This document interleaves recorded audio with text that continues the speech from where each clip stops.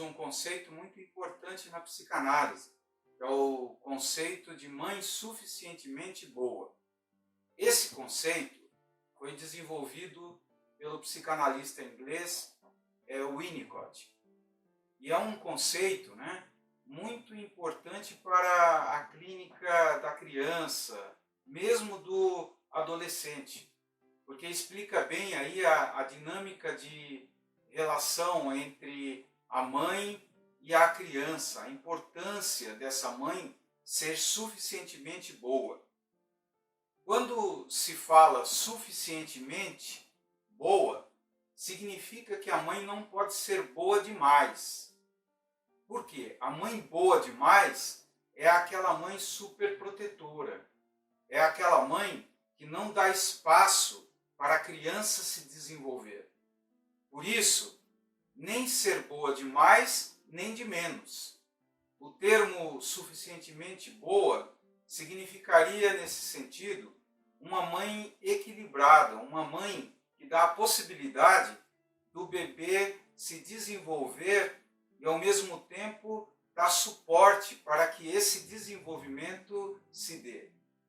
Vejam, que o conceito é um conceito que foi desenvolvido pelo Winnicott, pensando a questão já da ambientação mais propícia. O psicanalista inglês, quando pensou esse conceito, partiu de uma outra pessoa muito importante dentro da psicanálise inglesa, é a senhora Melanie Klein. Só que Melanie Klein, ela particularmente estudou as relações subjetivas do bebê. Por isso, ela falou mais das fantasias internas, daquilo que acontece dentro do bebê. O Winnicott, como também outros psicanalistas independentes, que surgiram nessa safra da psicanálise objetal, das relações objetais, ele passa a se importar mais com o que é chamado propriamente de ambiente. Ao contrário de frisar a questão das relações internas, ele tenta estudar as relações do bebê com o ambiente externo, com a ambiência, com o ambiente circundante do bebê. E é por isso que ele frisará a ideia de que o que pode existir de melhor é essa mãe suficientemente boa, e bem que poderia ser chamada de ambiente propício, facilitador para o desenvolvimento normal. Porque é importante frisar que quando o Winnicott e outros psicanalistas dessa escola falam da mãe, eles não estão falando propriamente de uma pessoa. Eles estão falando de um ambiente mãe, do primeiro ambiente do bebê, o ambiente que dá condição do bebê se desenvolver, lentamente evoluir para estágios mais avançados da sua estrutura psíquica, da sua estrutura mental. E ao falar da mãe suficientemente boa, para o Winnicott, essa é aquela que inicialmente dá suporte ao bebê, ao ponto até mesmo de sustentar aquilo que chamamos de complexo de onipotência. No início, o bebê acredita que é praticamente um Deus, que todas as coisas são criadas e existem por causa da sua própria existência. Ele se coloca como o núcleo do mundo.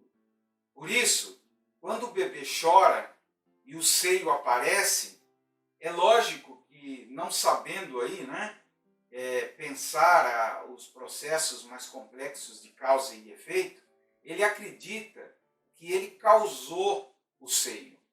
Ou seja, ao chorar, magicamente o seio aparece. Essa mãe que coloca o seio no lugar certo, essa mãe que está preparada para ajudar o bebê no momento certo, que está disponível, é a mãe que ele chamará de suficientemente boa. Então, a mãe suficientemente boa é aquela que no início dá suporte à ilusão do bebê. da condição do bebê não se desesperar, não se diluir em ansiedade, não ser vencido pela depressão. Ele precisa, nesse início, de um suporte que vai até um pouco além do normal. Por quê? Porque a criança é 100% dependente. Como é 100% dependente, ao chorar, ao mostrar que está com frio ou qualquer outra necessidade, a mãe está pronta para ajudá-lo. A mãe parece, de fato, uma extensão do seu corpo. É essa prontidão da mãe, é esse fato dela estar pronta para estar no momento certo e na hora certa, perto do bebê, que fará com que ela seja sentida como uma mãe suficientemente boa. Por isso, ela dará suporte à onipotência infantil por um certo tempo.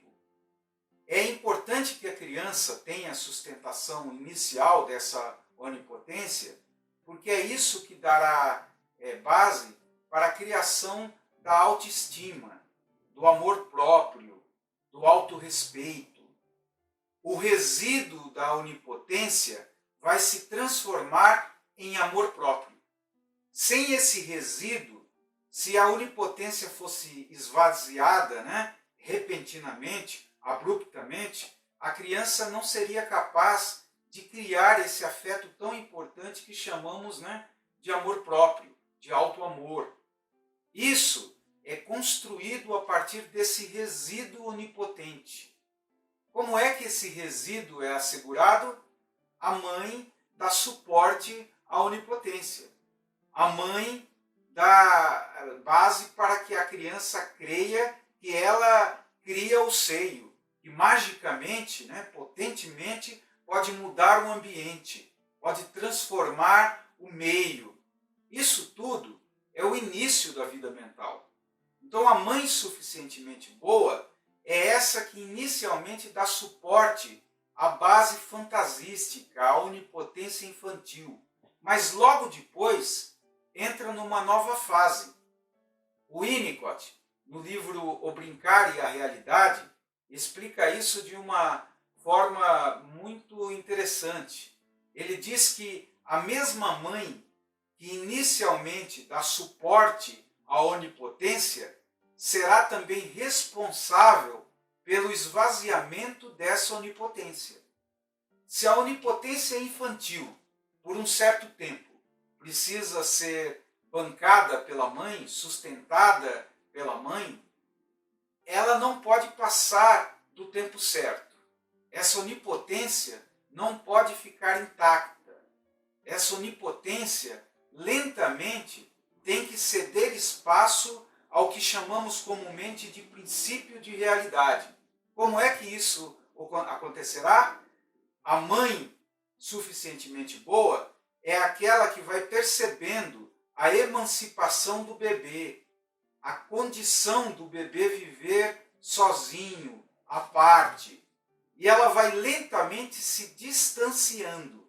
Vejam como é interessante aí o processo, A mãe que no início está totalmente disponível, está mais perto do que o normal do bebê para lhe dar suporte, é a mesma que vai percebendo até intuitivamente que a criança agora ela já está pronta para viver momentos de desilusão, momentos, onde ela terá que se sentir sozinha, terá que sentir a sua força pessoal. E isso ocorre naquilo que é chamado basicamente de desilusão. Então existe o período de ilusão. O período de ilusão é o período em que a mãe sustenta a onipotência. E o período de desilusão. O período de desilusão é o período em que a mãe vai se afastando lentamente, gradativamente do bebê, porque ela percebe que o bebê já resiste a certos momentos de vazio. O bebê já pode se distanciar razoavelmente da mãe. Agora, lógico que isso não ocorre também por acaso. O Winnicott foi o psicanalista, né, que afirmou que a mãe, antes de mais nada, tem que se transformar num objeto confiável. A mãe suficientemente boa é aquela que é internalizada pelo bebê como um objeto confiável. É aquela mãe que, por causa da sua frequência, por causa da sua proximidade, faz com que o bebê perceba que o objeto não o decepcionará. A mesma mãe que se ausenta por curtos períodos, mas logo volta. Se essa regularidade da ida e da vinda da mãe for bem curta, a criança ganhará cada vez mais confiança no objeto afetivo. E com essa confiança no objeto, a mãe será internalizada como um objeto estável no mundo interno. Por isso, em certo momento de dependência relativa, lá para o segundo, terceiro ano, a criança já poderá ficar um certo tempo sozinha, poderá se distanciar da mãe.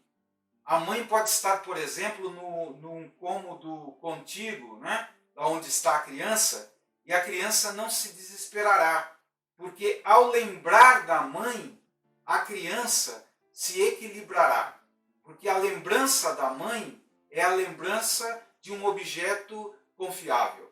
Por isso a criança sabe que logo a mãe voltará, logo ele terá a presença da mãe.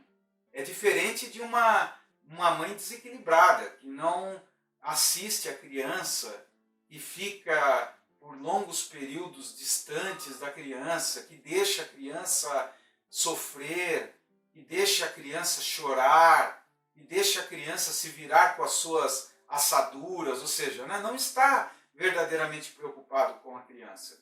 Esse tipo de mãe é exatamente o tipo de mãe que podemos pensar como a mãe má, a mãe que é internalizada como um objeto mau, um objeto que não vincula a sua imagem à confiança do bebê. O bebê não associará a essa mãe má, a essa mãe não gratificadora, podemos até dizer, uma mãe capaz de desamparar, a ideia exatamente de uma mãe não confiável. E é exatamente essa mãe não confiável que pode trazer os distúrbios, os desequilíbrios mentais da criança e depois do adulto. Já a mãe suficientemente boa, não. Ela é o oposto dessa mãe má. A mãe suficientemente boa é essa mãe que vai lentamente se afastar quando perceber que o bebê é capaz de resistir a um período maior, né, de isolamento. Será capaz de resistir à sua distância. É importante frisar que é como se acontecesse uma regulagem homeostática. A mãe suficientemente boa, até intuitivamente, ela sabe que a criança vai lentamente se preparando a ficar distante, a ficar sozinha. Aquela brincadeirinha boba, né? Que a mãe se esconde atrás da fralda, depois aparece, chegou, se esconde e aparece. Na verdade, é um treinamento. A mãe, intuitivamente, está treinando a criança para os momentos em que ela não estará disponível, não estará presente. Mas ela continuará presente psiquicamente se a criança associar, né, a sua confiança à imagem da mãe suficientemente boa.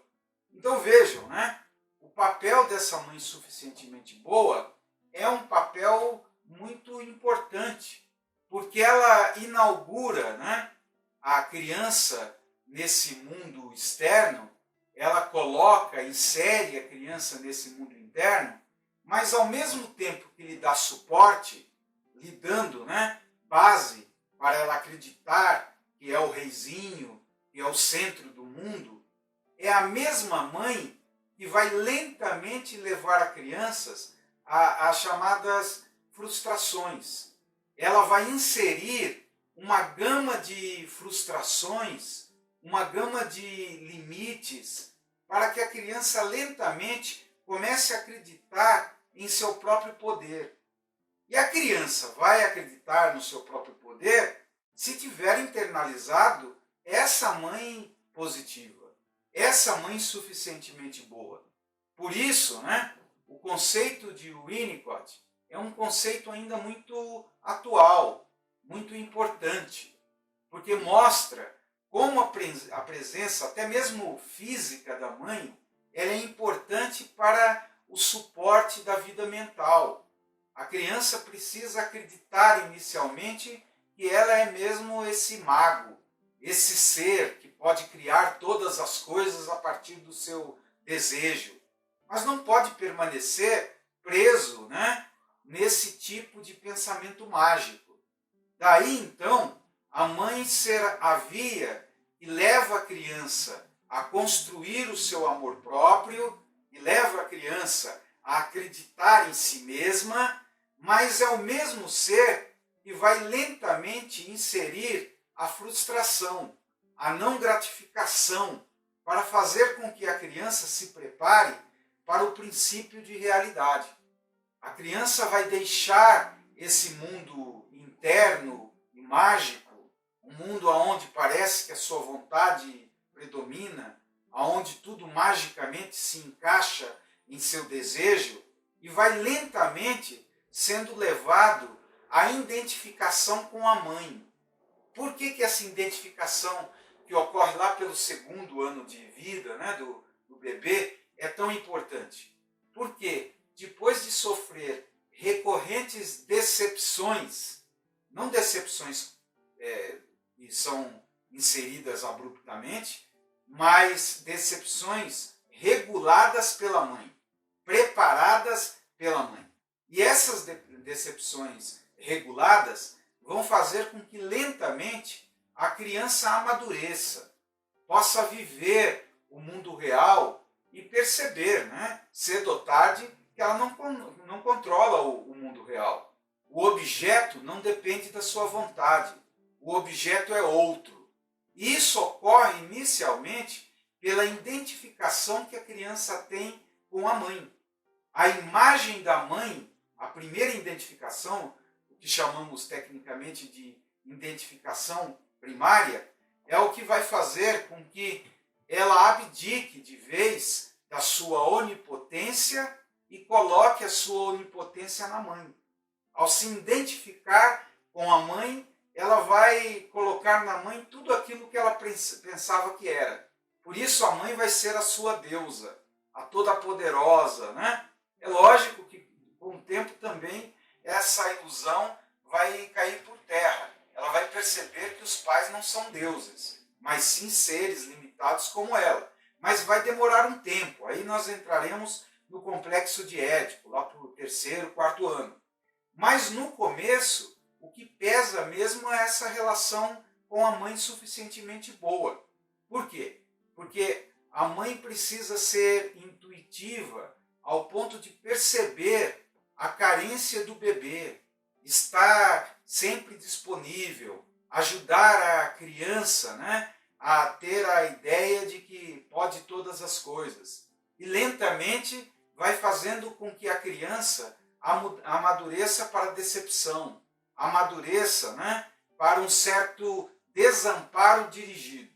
Não o desamparo patológico, a mãe não vai desamparar a criança, mas a criança sentirá um certo sentimento de desamparo pequeno, para que ela lentamente entre no princípio de realidade.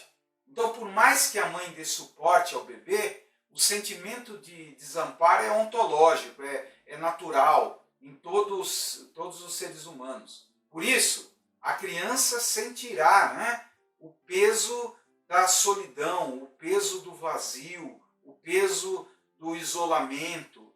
Mas se a mãe suficientemente boa for internalizada, essa mãe servirá como base, na crença pessoal, na crença no poder de aguentar certos períodos até que a mãe volte.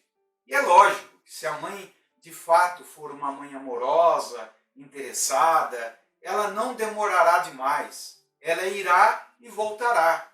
É diferente da mãe desamparadora mesmo, a mãe má, é essa mãe que não tem interesse genuíno no bebê. Está mais feliz distante, está mais feliz numa festa, em um outro lugar, do que perto da criança. E no sentido da mãe suficientemente boa, é importante que entendamos que essa mãe, ela se realiza narcisicamente no bebê. Ela está eufórica diante do bebê. O bebê é um altar para os seus olhos, é uma alegria, né, para a sua existência. E é lógico que esse sentimento de completude no bebê, esse sentimento, né, de que o bebê é uma extensão dela, será muito importante para dar suporte à vida mental no início, dar suporte àquilo que chamei de onipotência. E aí, gradativamente, o bebê vai ser conduzido pela mãe suficientemente boa para o mundo real, para a realidade externa, para o princípio de realidade. É a mãe que inaugura, então, né, a criança no sentido de prazer, ela é a gratificadora, ela é alimento, ela é abraço quente, ela é olhar terno e, ao mesmo tempo, é aquela que inaugura o bebê para o mundo social. É ela que vai lentamente ensinando, até no sentido empático, não no sentido pedagógico, mas no sentido empático, a criança perceber que terá que se virar sozinha. Lentamente vai ter que existir a parte. Para que ela faça isso, como enfoquei nessa aula, ela precisa lembrar positivamente da mãe. Se a mãe foi internalizada como objeto bom, mesmo distante da mãe, a criança está alegre, está feliz, porque ela sabe que logo a mãe voltará. Eu costumo explicar aos meus alunos, né, que é só pensar nesse processo de graduação. A criança inicialmente não pode se desapegar da mãe, está colado à mãe, lentamente, né?